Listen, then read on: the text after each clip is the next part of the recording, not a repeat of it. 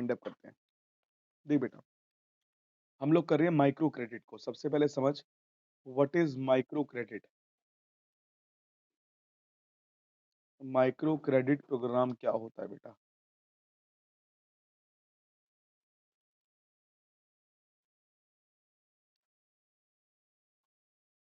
देख बेटा देख बेटा, इसको समझियो, सिर्फ स्क्रीनशॉट पे फोकस करियो, बाकी आराम से लिखता रहियो। देख, माइक्रो क्रेडिट मींस क्या होता है? स्मॉल लोन्स टू इंडिविजुअल, मतलब कि छोटे मोटे लोन्स होते हैं ना, स्मॉल लोन्स। स्मॉल लोन्स हम किसको देते हैं? एक इंडिविजुअल को देते हैं, किसी एक इंसान को। जैसे तू मान सकता है, तेरे पापा छोटे मोटे लोगों को लोन देते रहते हैं, ठीक है? तो उस छोटे मोटे लोगों की हेल्प करते हैं, जिससे वो क्या हो सके, अपना छोटा मोटा बिजनेस को, सेल्फ एम्प्लॉयड को एस्टैब्लिश कर सके। मानता कि नहीं मानता बेटा? ठीक है, जिससे अपनी छोटे मोटे स्मॉल एंटरप्राइज को भी क्या कर सके वो, स्मॉल एंटरप्राइज को भी एस्टैब्लिश कर सके। तो माइक्रो क्रेडिट प्रोग्राम स्टार्ट हुआ था अंडर डेवलप्ड कंट्रीज के लिए। किसके लिए हुआ था बेटा ये? अंडर डेवलप्ड कंट्रीज के लिए हुआ था। अंडर डेवलप्ड कंट्रीज के लिए हुआ था। और जो बैंकिंग सिस्टम कवर नहीं कर पा रहे थे, not covered by banking system, not covered by banking system, ये लोग कवर नहीं कर पा रहे थे। कोई डाउट है बेटा? ठीक है, तो इसमें क्या हुआ था, जो माइक्रो क्रेडिट प्रोग्राम ने क्या करा, अपना एक फॉर्मल, जब माइक्रो क्रेडिट प्रोग्राम आया, जब ये लोग आए, स्टार वाले लोग जब आए, इन्होंने क्या करा, अपना फॉर्मल क्रेडिट डिलीवरी मैकेनिज्म निकाला। क्या निकाला?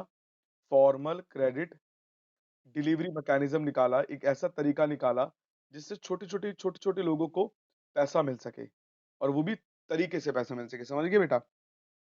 और इन्होंने क्या करा कि स्मॉल लीगल फॉर्मेलिटीज से, कम लीगल फॉर्मेलिटीज के साथ ही, इन्होंने क्या करा, लेस लीगल फॉर्मेलिटीज के साथ लोगों को लोन देना शुरू कर दिया, वो भी कम ब्याज पे। समझ आ गया बेटा what is micro credit program? ठीक है, अब पढ़ते हैं बेटा अगला जो पॉइंट है हमारा। स्क्रीनशॉट ले ले इसका बेटा। अगला जो हमारा है, self help group. What is self help group? ये तूने 9th क्लास में पढ़ा होगा, जिसको बोलते हैं SHGS, सेल्फ हेल्प ग्रुप। ठीक है बेटा, what is self help group? इसमें क्या होता है कि बेटा, जैसे तूने सुना होगा कमेटी, सुना कमेटी, कमेटी, कमेटी। तेरे को तो पापा का बिजनेस तू जानता ही है ना, संभालता ही है ना बेटा तू? हाँ, तो देखा होगा, यहाँ पर एक बंदा होता है, वो 20 मेंबर जोड़ता है, 20 मेंबर 5,000 के हिसाब से हर महीने देते हैं, 1 लाख की कमेटी आती है, फिर इसमें बोली आती है 20,000 की, 20,000 कट के 80,000 रुपए जिस जो जो बोली मारता है उसको मिल जाते हैं, फिर 20 बंदों में डिवाइड होता है 80,000 का, तो 4,000 रुपए किस्त आती है। 4,000 रुपए जब 20 बंदे देते हैं, तो 80,000 रुपए उसी को मिल जाता है। तो ऐसा ही एक सेल्फ हेल्प ग्रुप बनाया जाता है, ठीक है? जो क्या करता है, पर इसमें कमेटी का सिस्टम नहीं होता, ये होता था कि कुछ बंदे मिलके एक छोटा-सा बैंकिंग सिस्टम शुरू करते थे, सिर्फ वुमेन्स मिलके। कौन मिलके?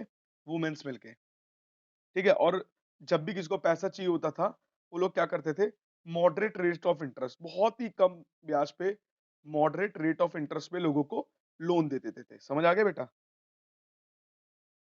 ठीक है, प्रेजेंटली क्या था, अभी देखा जाए, प्रेजेंटली 54 लाख वुमेन जो है, as a small help group with almost 6 crore women as a member are operating across different rural areas। 54 lakh women थी हमारे पास कहीं ना कहीं, ठीक है ना? किसमें? सेल्फ हेल्प ग्रुप में। ऑलमोस्ट 6 करोड़ मेंबर है हमारे पास। कितने? 6 करोड़ मेंबर्स है हमारे पास। कौन से? Women member. और कहीं ना कहीं 10 से 15,000 पर self help group and 2.5 lakh रुपए पर self help community investment support fund आता था हमें, कहीं ना कहीं CISF से कितना आता था? 2.5 लाख रुपए। 2.5 लाख रुपए हर सेल्फ हेल्प ग्रुप से। तो CISF की फुल फॉर्म क्या है? Community investment support fund. समझ आ गया बेटा? कोई डाउट है? फंड आता था बेटा कहीं ना कहीं, सेल्फ हेल्प ग्रुप के लिए बेटा। ठीक है बेटा? ठीक है। अब बेटा, ये इतना इंपॉर्टेंट नहीं था। रूरल बैंकिंग कहीं ना कहीं एक कृषि, रूरल बैंकिंग आपको पता ही है बेटा, मैंने बता दिया था 1969 में क्या हुआ था, हमारा कमर्शियल बैंक क्या हो गया था, नेशनलाइज्ड हो गया था। क्या हो गया था बेटा? अच्छा, KCC की फुल फॉर्म क्या है ये पढ़ लेते हैं। What is KCC? See. KCC का मतलब होता है किसान क्रेडिट कार्ड, ये तो पता ही होगा, नाम सुना होगा तूने, किसान क्रेडिट कार्ड। बेटा किसान क्रेडिट कार्ड क्या होता है? किसान क्रेडिट कार्ड एक ऐसा स्कीम था, जिसका एम क्या था? जिसका लक्ष्य क्या था? एट एडुकेट एडुकेट क्या करे एंड टाइमली सपोर्ट करे, एडुकेट करे और टाइमली सपोर्ट करे किसको? टू दी फार्मर्स, किसको? हमारे फार्मर्स को, ठीक है? For their short term credit needs, किसके लिए? For their short term credits need के लिए, शॉर्ट टर्म क्रेडिट नीड को पूरा करने के लिए। समझ आ गया बेटा? इसी के लिए केसीसी बनाया गया था, ठीक है बेटा? कोई डाउट है बेटा?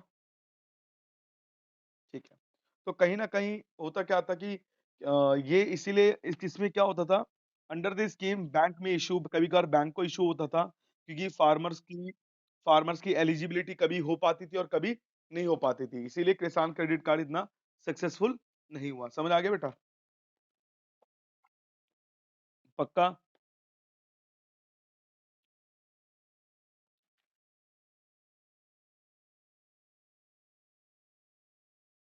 ठीक है? ये तो हमारा था केसीसी के बारे में। अब हमारा जो सेकंड मोस्ट पॉइंट है, जो पार्ट 2 में बहुत इम्पोर्टेंट है, जो हमारा सेकंड हाफ है चैप्टर का, वो है agriculture marketing in agriculture marketing.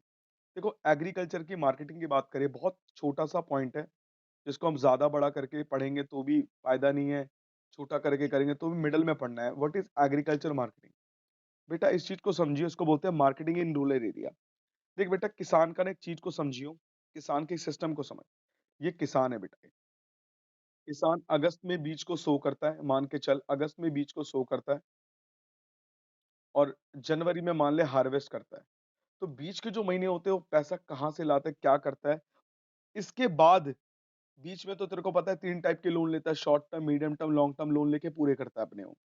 इसके बाद वो कहाँ से लाता है पैसे यार? क्या करता है? ये सारी बातें हम लोग पढ़ेंगे अब मार्केटिंग के ऊपर। समझ आ गया बेटा? तो शुरू करते हैं। देख बेटा, कहता है हार्वेस्टिंग के बाद जो फार्मर होता है ना, वो क्या करता है? Assemble their produce on the farm. वो क्या करता है? असेंबल करता है। क्या असेंबल करता है? जो भी उसने उगाया होता है, असेंबल करता है, प्रोड्यूस, जो भी उसने क्या कर रखा है, फार्म पे उगाया हुआ है कहीं न कहीं। ठीक है? असेंबल करता है चीज़ों को। वो क्या करता है? ग्रेड करता है, उसको ग्रेडिंग देता है कि कैसा अनाज है, फिर उसको पैकेज करता है, फिर स्टोर करता है, फिर क्या करता है? फाइनली उसको सेल करता है। कहाँ पर सेल करता है? मार्केट में सेल करता है। सही बात है? तो कहीं न कहीं ये जो सारा प्रोसेस है, इसीलिए तो अभी तूने देखा होगा आंदोलन चल रहा है एक, देखा ना किसान का आंदोलन चल रहा था काफ़ी टाइम से। तो कैसे होता है? सबसे पहला जो स्टेप होता है कि गैदर करना, gather the produce after harvesting. सबसे पहला स्टेप गैदर करना, जो तुमने उगाया है उसको इकट्ठा करो, ठीक है? दूसरा क्या होता है? प्रोसेस करो, उसको स्ट्रॉ में से उखाड़ के अलग-अलग करो, प्रोसेस करो कहीं न कहीं। समझ आ गया? तीसरा पॉइंट क्या होता है? ग्रेड करो कि कौन-सा, ग्रेड करो, कौन-सा ए क्वालिटी का है, कौन-सा लो क्वालिटी का है, कौन-सा वेरी लो क्वालिटी का है। फिर इसको पैकेजिंग करो कि मार्केट में बिकने के तैयार हो जाए। फिफ्थ क्या होता है? उसको स्टोर करो, फ्यूचर सेल के लिए। फिर छठा क्या होता है? उसको सेल करो एक अच्छे प्राइस पे कहीं न कहीं। क्योंकि मार्केट में क्या होता है, बीच में जो दलाल होते हैं वो सारा पैसा लूट लेते हैं। समझ आ गया बेटा?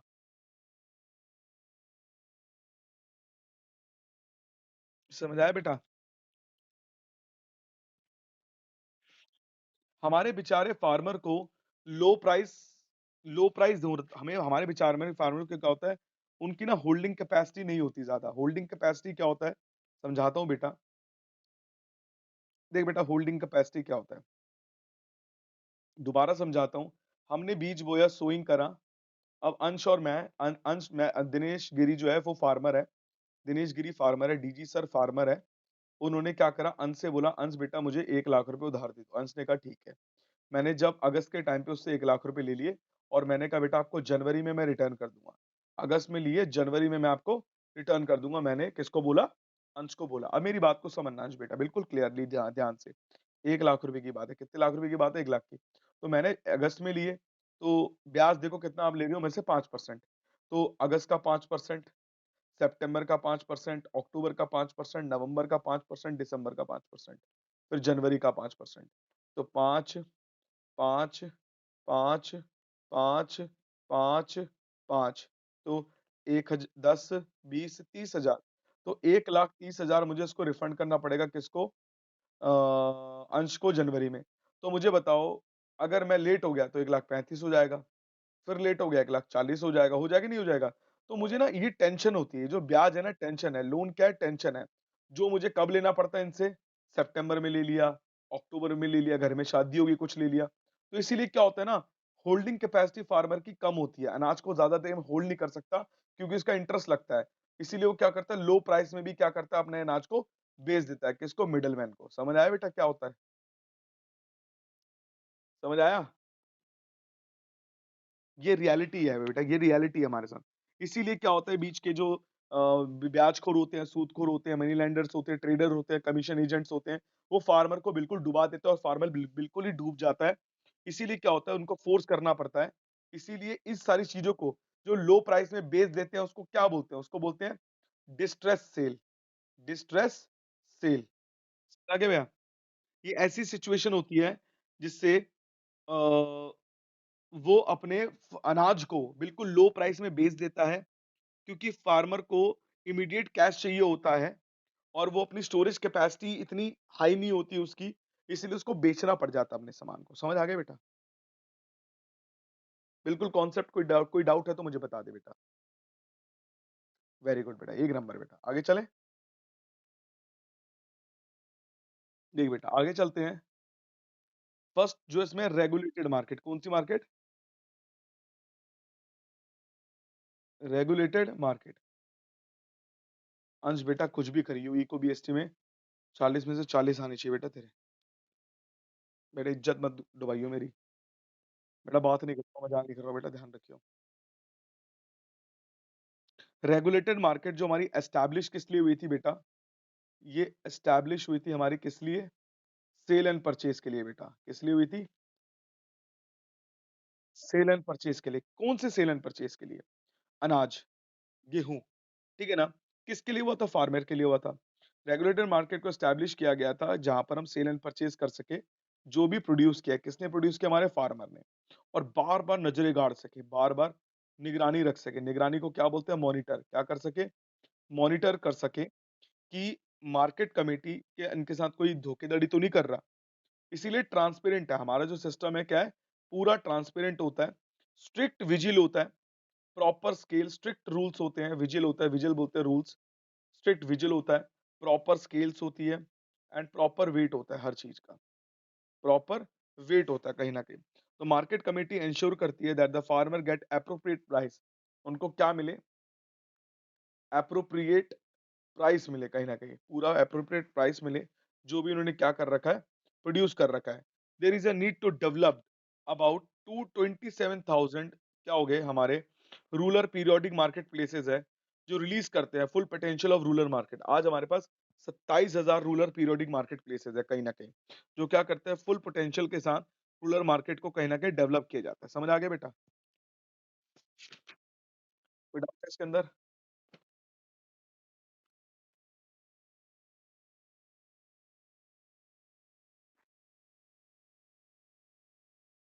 आगे चलूँ?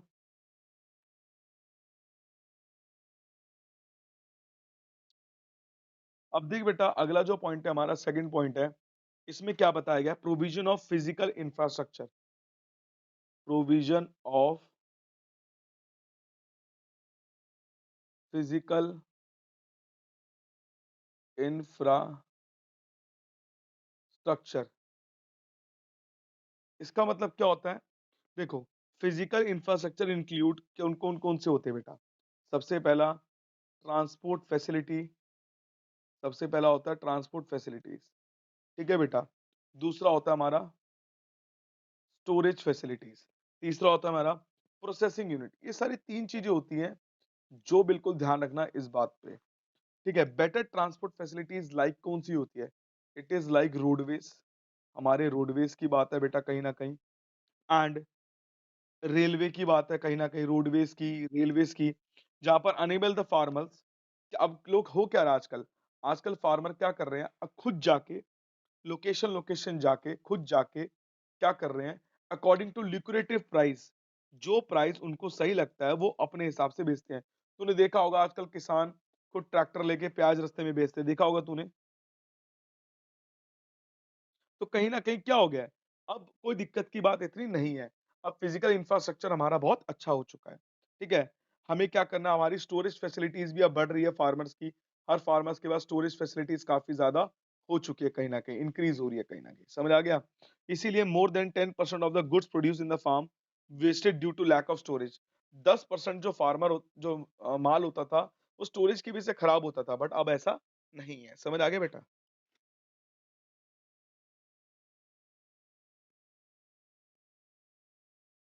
कौन है बेटा?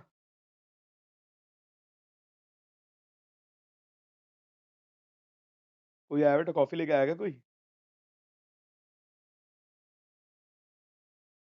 कौन आया?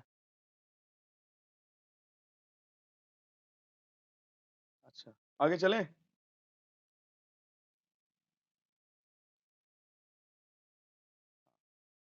आगे चलते हैं, थर्ड पॉइंट। थर्ड पॉइंट क्या है मेरा? कोऑपरेटिव एग्रीकल्चर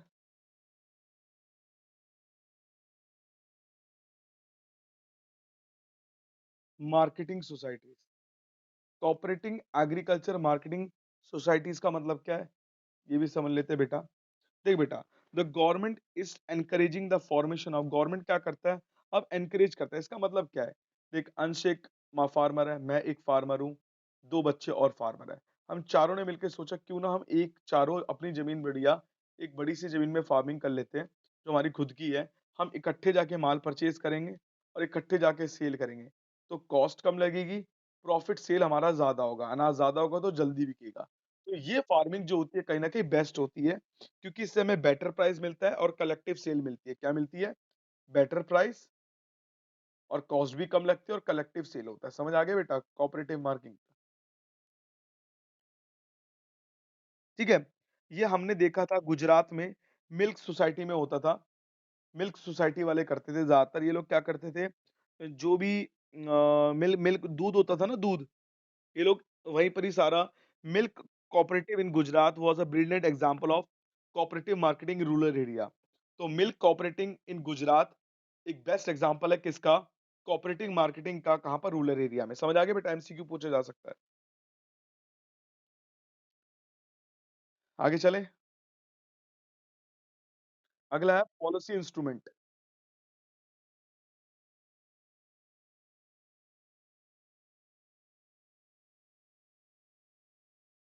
देखिए बेटा, पॉलिसी इंस्ट्रूमेंट क्या है बेटा? एक सिंपल सी बात है, इसमें 3 कंपोनेंट होते हैं। सबसे पहला होता है MSP, minimum support price policy, जिसके लिए हमारे किसान लड़ रहे थे, जो जीत चुके हैं। मिनिमम सपोर्ट प्राइस, कि यार मार्केट में एक मिनिमम प्राइस रख दिया जाए कि किसानों से ना बिल्कुल ही प्राइस कम ना करा लिया जाए। समझ आ गया?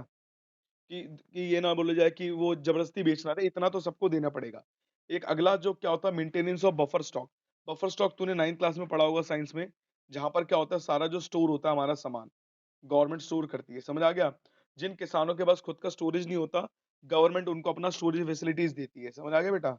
उसको बफर स्टॉक बोलते हैं। Storage of wheat and rice by Food Corporation of India, FCI. FCI का मतलब होता है food Corporation of India.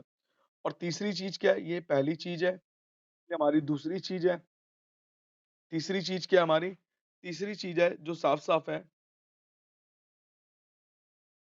Distribution of food grains. Distribution हो रहा है किसका? फूड ग्रेन्स का। थ्रू, किसके थ्रू हो रहा है? पीडीएस, पब्लिक डिस्ट्रीब्यूशन सिस्टम, ठीक है? ये पीडीएस के थ्रू हो रहा है। तो कहीं न कहीं ये 4 पॉलिसी इंस्ट्रूमेंट हैं, कहीं न कहीं जो मार्केट को एश्योरेंस देते हैं, और कहीं न कहीं जो हमारे फार्मर्स हैं, उनके लिए काफ़ी ज़्यादा बेनिफिट साबित हो चुका है। समझ आ गया बेटा? पक्का? इसमें अब कोई डाउट है तेरे को? ठीक है। अब देख बेटा, एक चीज़ समझते हैं, अल्टरनेटिव मार्केटिंग चैनल्स कौन से हो गए हैं? अल्टरनेटिव मार्केटिंग चैनल्स कौन से हमारे, ये भी देख लेते हैं बेटा। ए रे ऑफ होप, ध्यान रखियो। सबसे पहला जो हमारा अल्टरनेटिव मार्केटिंग चैनल्स है, emerging alternative of marketing a ray of hope to the small and marginal farmers who have been silent sufferers of the hand of middlemen। आपको ही पता होगा, हमारा जो इंडिया है मिडलमैन की वजह से काफी ज्यादा परेशान हो चुका है और काफी ज्यादा तंग आ चुका है, क्योंकि रीजन सी बात है, क्योंकि हमारा जो इंडिया है ना, वो एक कहीं ना कहीं संघर्ष करता है। इंडिया के लोग संघर्ष करते हैं दलालों की वजह से, कहीं ना कहीं बीच के जो होते हैं। तो इसीलिए आपको पता होगा, state like Punjab, state like Haryana, Punjab, Haryana, Rajasthan, ये जो तीनों हैं, पंजाब, हरियाणा, राजस्थान आर लॉन्चिंग, ये क्या कर रहे हैं, खुद के लॉन्चिंग कर रहे हैं किस चीज को, सॉरी, लॉन्चिंग कर रहे हैं अपने खुद के चैनल, अपने खुद के चैनल ये लॉन्च कर चुके हैं, किसके थ्रू, अपनी मंडी के थ्रू, किसके थ्रू, अपनी मंडी, अपनी मंडी के थ्रू अपने चैनल लॉन्च कर चुके हैं। जैसे आपने सुना होगा बिग बाजार, ठीक है ना, वैसे ही अपनी मंडी खुद की हो चुकी है। इसमें क्या होता है, अब इसमें क्या होता है कि जो भी होता है सारा सामान, पंजाब हरियाणा के किसान खुद ही अपने अपने पास आते हैं और कस्टमर इन्हीं के पास आते हैं पंजाब हरियाणा राजस्थान में, और होलसेल रेट पे इनसे सामान लेके जाते हैं। इससे कस्टमर को भी फायदा होता है और पंजाब हरियाणा राजस्थान के किसानों को भी फायदा होता है। जैसा आपने बिग बाजार का नाम सुना होगा, आंध्र प्रदेश में, आंध्र प्रदेश में ऋतु बाजार हो चुका है। क्या हो चुका है अब, ऋतु बाजार। ऋतु बाजार क्या हो गया कहीं न कहीं, रीज़न क्या है ऋतु बाज़ार्स में, जैसे बिग बाज़ार क्या करता है, सारा माल होलसेलर से लेता है, खुद बेचता है, वैसे ही आंध्र प्रदेश में अब ऋतु बाज़ार हो चुका है। वहाँ के छोटे-छोटे जो प्रोड्यूस मैन्युफैक्चरर्स हैं, उनसे सामान लेते हैं, उनको भी अच्छा प्रॉफिट होता है और बाकियों को भी अच्छा प्रॉफिट होता है। समझ आ गया बेटा?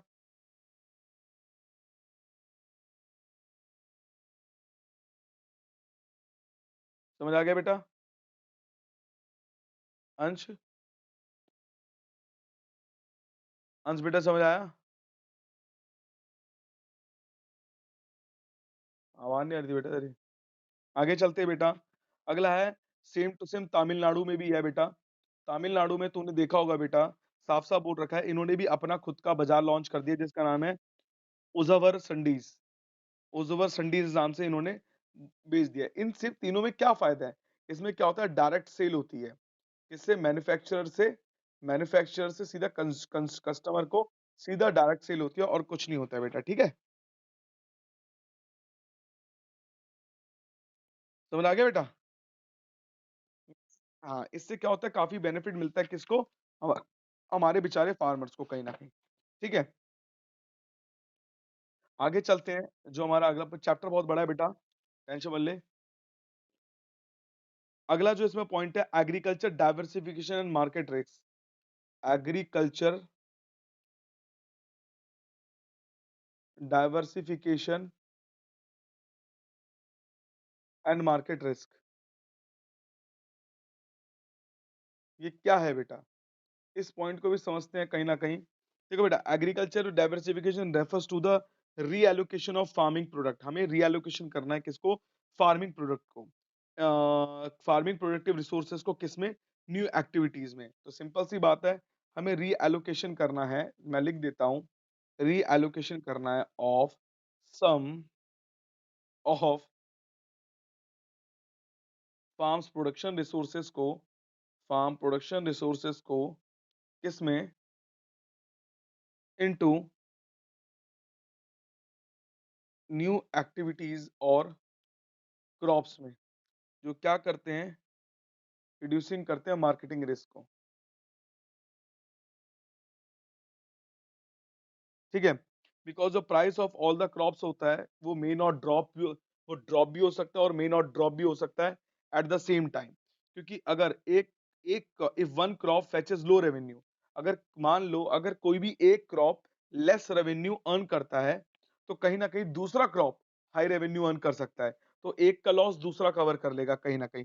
इसीलिए हमें क्रॉप्स को डाइवर्सिफ़ाई करना होता है। मान लो अगर व्हीट है, व्हीट का रेट अगर कम हो गया है, तो राइस जो होगा वो बढ़ा लेगा। तो कहीं न कहीं बैलेंस हो जाएगा इन दोनों में के बीच में। समझ आ गया बेटा?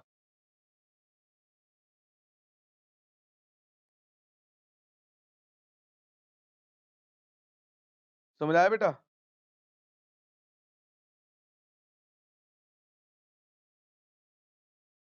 क्या हो गया बेटा, अटक क्यों गया?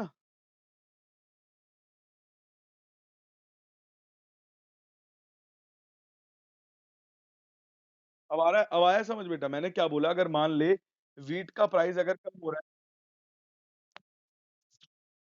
है, अब आ रही है, अब आ रही है,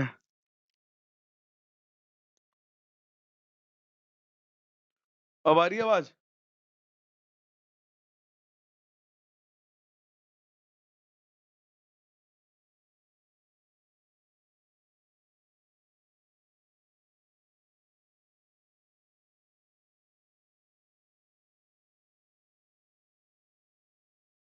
अब आ रही है आवाज?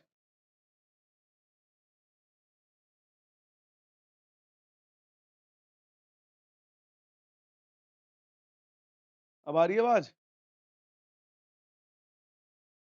हाँ, अगर मान ले व्हीट का प्राइस कम हो रहा है, तो राइस का बढ़ रहा है, तो कहीं न कहीं बैलेंस हो जाता है, समझ आ गया बेटा? तो इसी चीज़ को बोलते हैं, हमें क्रॉप्स को डाइवर्सिफ़ाई करके काम करना चाहिए, समझ आ गया बेटा? दूसरा क्या है, डाइवर्सिफ़िकेशन ऑफ 2 चीज़ का मतलब है, डाइवर्सिफ़ाई करना कहीं न कहीं डाइवर्सिफ़िकेशन ऑफ प्रोडक्शन एक्टिविटी। हमें प्रोडक्शन एक्टिविटी को क्यों डाइवर्सिफ़ाई करना है, मान लो एक होता है फार्मिंग से लेकर, एक होता है नॉन फार्मिंग से लेकर। नॉन फार्मिंग का मतलब होता है भाई मुर्गी के अंडे, eggs, milks, poultry farming, meat, chicken, ये सारे काम। तो कहीं न कहीं आज गाँव के लोग इन इन चीज़ों पे भी काफ़ी ज़्यादा डिपेंडेंट हो चुके हैं कहीं न कहीं। समझ आ गया बेटा? समझ आया बेटा?